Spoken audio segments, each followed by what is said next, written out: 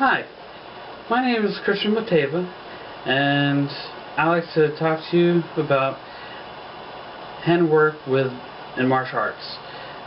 It's kind of like footwork, but instead with feet is with hands.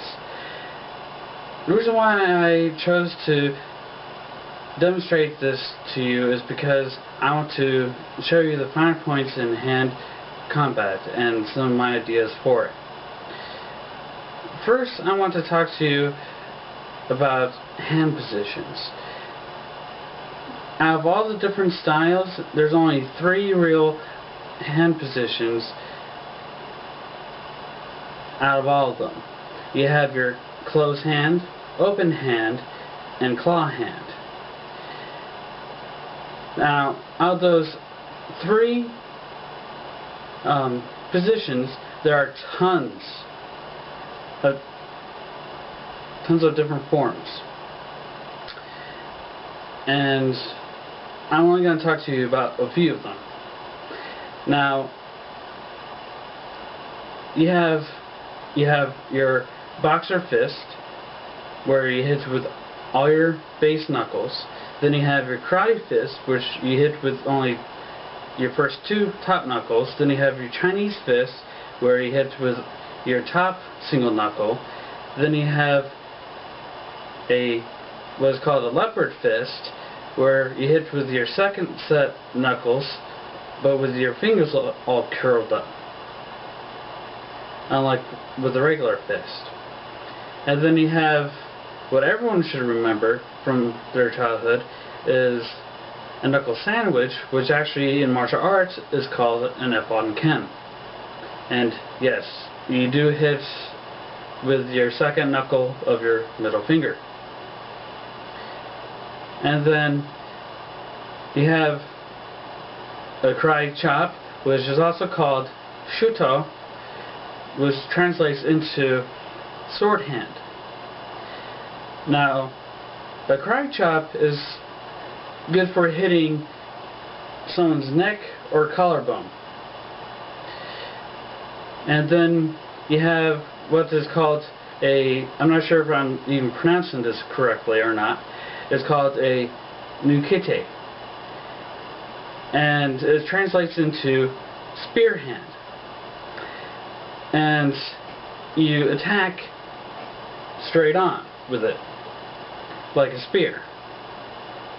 And there's 3 areas that this attack works really well with. You attack your opponent's eye, throat, or their ribs.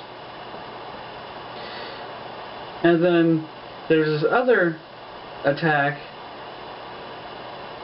that isn't in any of the books that I have, and I know that it's probably in some book somewhere. I just don't know the actual technical term for it, but it's something that I also somewhat came up with, but it's a combination of different moves, and I like to call it a collapsing attack.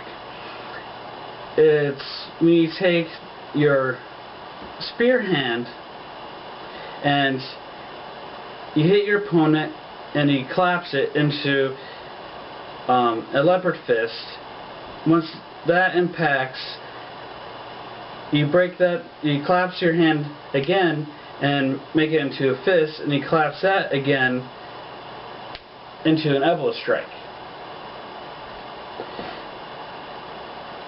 So you can continue on and do more hits with that if you want to, but that's as far as I'm going to show you guys with it. And now, as far as it comes to fighting an opponent, here's some things to remember. When you hit your opponent, it's fine when you hit your opponent, you stop 1 or 2 inches after impact, but when you fight an opponent, I notice A lot of people, whenever I spar with friends and ask them to go full out to see what they have, I expect them to, hit me as if they're fighting for their life type ordeal. And, well, they hit me as if they're sparring with me, it feels like. And,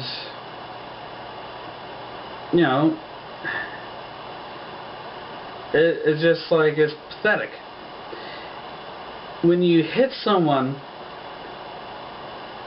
when someone comes at you, like, say for instance, if you're in a bar fight or if someone comes at you off the street, you want to punch through the person. You don't stop just short after impact. You don't do any damage whatsoever. So,